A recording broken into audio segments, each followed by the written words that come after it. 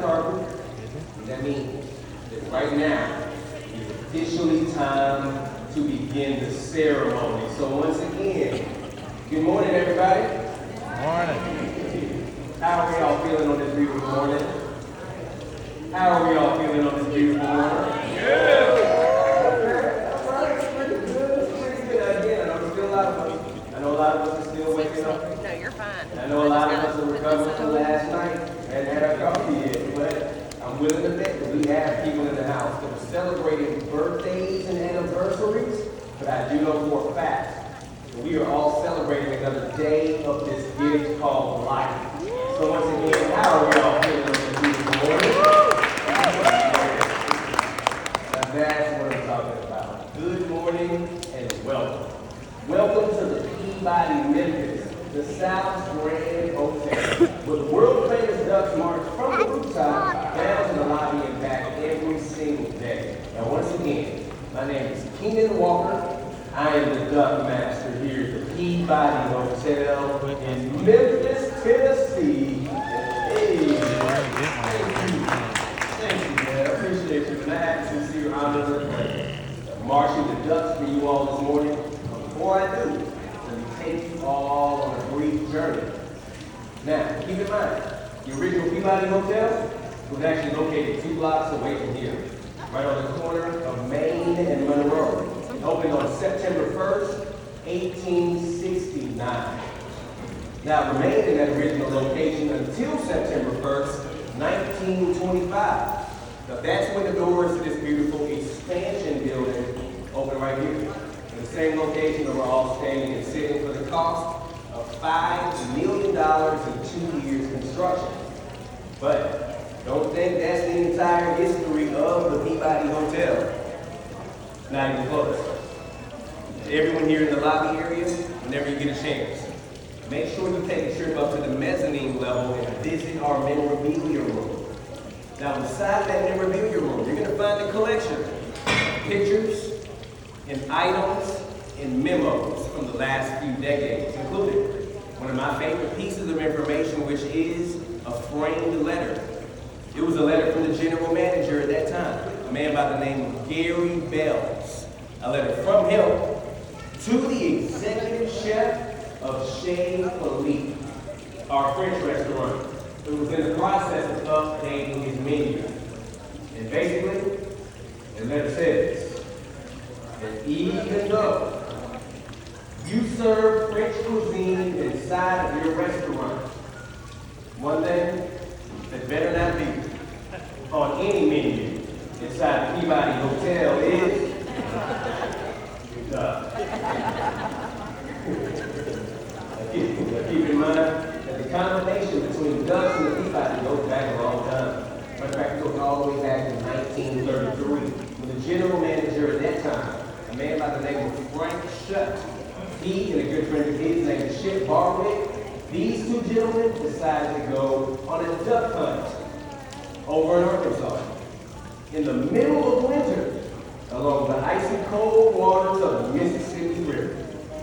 Now, like I mentioned, it was wintertime. So these two men knew they were going to need to try to find a creative way to stay warm while they were out there. They decided to take another colleague along with them to help them to stay warm in the cold. A colleague by the name of Jack Daniels. How some of y'all know Jack? Otherwise known as fine Tennessee sipping whiskey. And these two men knew they were going to need some liquid encouragement to stay warm while they were out there. But as the day went on, these two gentlemen had maybe just a bit too much encouragement. And they decided that the practical joke it would be funny to bring back the live duck decoys that they were using, which was legal in Arkansas back then. They thought it'd be a funny idea to bring those live duck decoys back here to the Peabody Hotel and set them loose inside of this lobby fountain. So that is exactly what they did. Well, they laughed it off and they went back up to their rooms for the evening.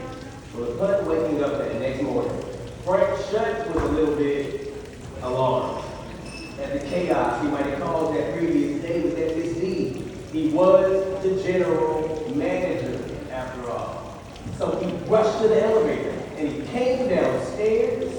Now, he was expecting to find ducks all over this lobby. And when he got down here, he was surprised to find two things. Number one, the ducks were still right here inside this fountain. They hadn't gone anywhere. And number two, they started to attract visitors. People just like each and every single one of you. People were absolutely amazed to see live animals frolicking inside the lobby fountain of an establishment as fine as the Peabody. But then in 1940, the Peabody Hotel hired a gentleman by the name of Edward Pembroke to be a bellman. As a matter of fact, ladies and gentlemen, if you all will, let's send some love out to all of our outstanding bellmen.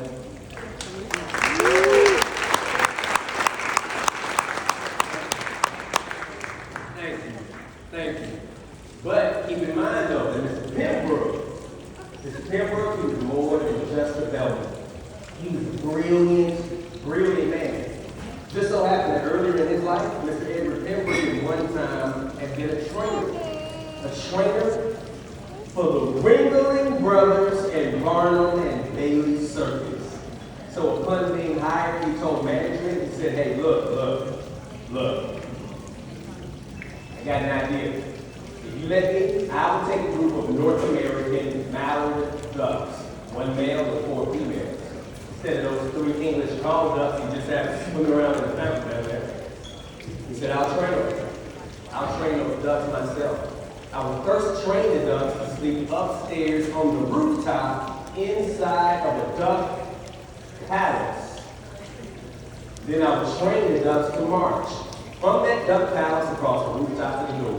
Then I'll train them to march inside the door all the way to the elevator. And then together, we'll get on that elevator and we'll ride all the way downstairs to the lobby. When those doors open, I will train those ducks to march up a red carpet all the way to the lobby fountain every single morning at 11 o'clock. And then at 5 o'clock, I'll train the ducks to get back outside the fountain. I'll march back up the red carpet and get back inside the elevator. We'll ride back up to the rooftop where I will train the ducks to march back across the roof and get back into the duck palace where they will sleep for the rest of the night. Mr. Pembroke marched the ducks here at the Peabody Hotel for the next 51 years. 51 years. And in doing so, he became a goodwill ambassador for the Peabody Hotel and the entire city of Memphis. He even appeared on television shows. Television shows such as The Tonight Show with Johnny Carson and the Sesame Street program, where he and his ducks helped to celebrate National Rubber Ducky Day. They appeared in magazine shoots as well. Magazines such as People Magazine and even the Sports Illustrated Swimsuit Edition. But don't worry, the ducks only show a little leg.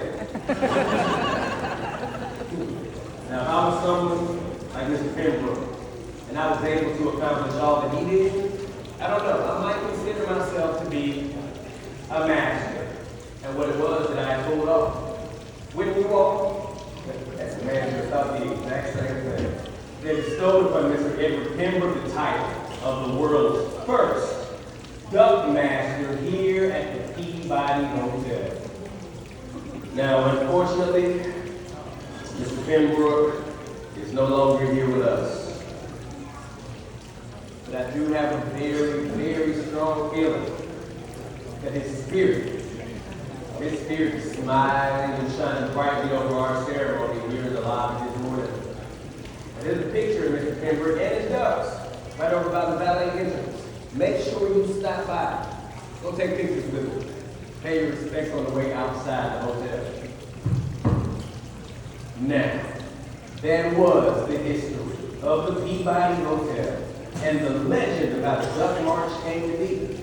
Now the only thing left for me to do is to march up this red carpet, go upstairs and retrieve our team of 5 feathered friends. And when those doors open, ladies and gentlemen, boys and girls, brothers, sisters,